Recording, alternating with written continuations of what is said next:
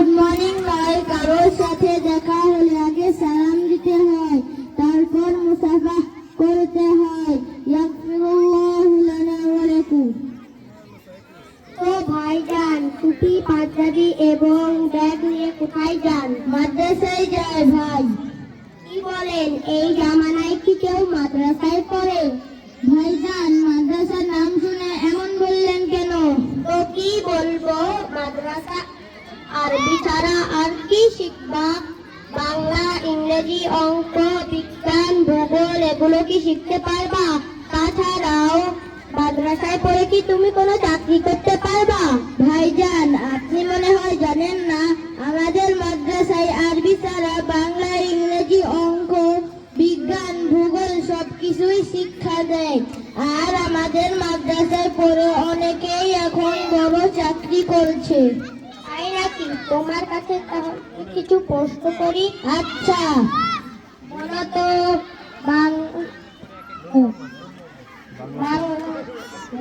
আমাদের জাতীয় কবি কে? আমাদের জাতীয় কবি কাজী নজরুল ইসলাম। বলো তো, বাংলা শব্দের উৎপত্তি হয় কোথা থেকে?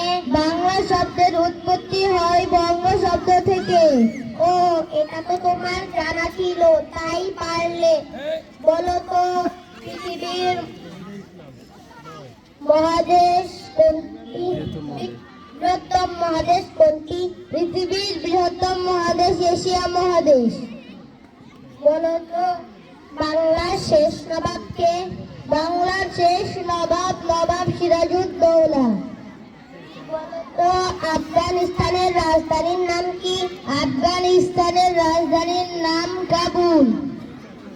বাহ, তোমাদের মাদ্রাসায় তো সবকিছুই শেখানো হয়। এখন তোমাকে কিছু ইংরেজিতে প্রশ্ন করি।